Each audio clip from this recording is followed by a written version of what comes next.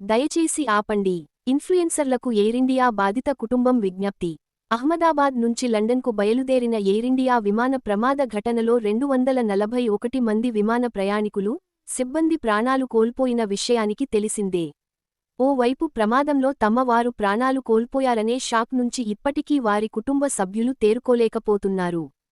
తమ వారి మృతదేహాల కోసం తిండి నిద్ర లేకుండా ఘటనా స్థలంలో 4 రోజులుగా పడిగాపులు కాస్తున్నారు.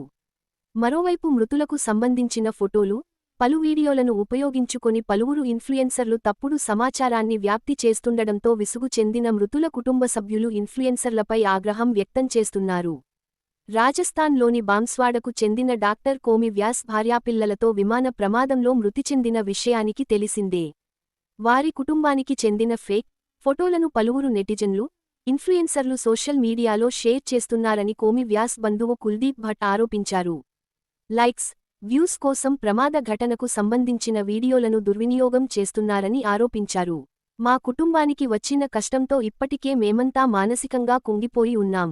మాలాగే మరో 270కి పైగా కుటుంబాలు తమ వారిని కోల్పోయి విచారంలో మునిగిపోయి ఉన్నాయి. కాని ఇవేవీ పట్టించుకోకుండా కొందరు ఇన్ఫ్లుయెన్సర్లు వారి లైక్లు, కామెంట్ల కోసం ప్రమాదానికి సంబంధించిన వీడియోలను దుర్వినియోగం చేస్తున్నారు. కోమి కుటుంబం విమానం ఎక్కగానే దిగిన ఫోటో ఒకటి సామాజిక మాధ్యమాల్లో వైరల్గా మారింది. ఆ ఫోటో నుంచి ఏ వీడియోలు చేస్తున్నారు? ప్రమాదంలో మరణించిన వారి కుమార్తె మిరియా, 8కు చెందినదని ఓ మృతదేహం ఫోటోను షేర్ చేస్తూ తప్పుడు ప్రచారం చేస్తున్నారు.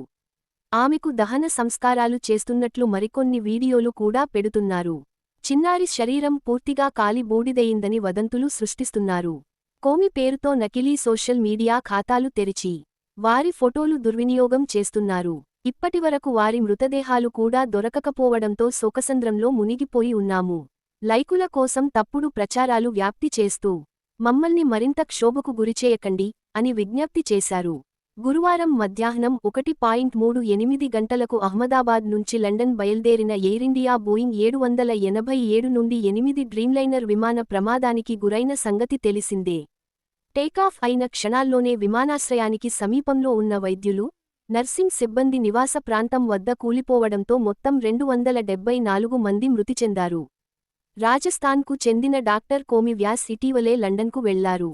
తన కుటుంబాన్ని కూడా లండన్కు తీసుకెళ్లేందుకు ప్రమాదం జరగడానికి 2 రోజుల క్రితమే ఇండియాకు తిరిగి వచ్చారు. ఎన్నో ఆశలతో కుటుంబమంతా కలిసి లండన్కు బయలుదేరగా ఈ ప్రమాదంలో వారంతా ప్రాణాలు కోల్పోయారు. ధన్యవాదాలు. మా ఛానల్ కనుక మీకు నచ్చినట్లయితే సబ్స్క్రైబ్ చేసుకోండి, కొంచెం షేర్ చేయండి.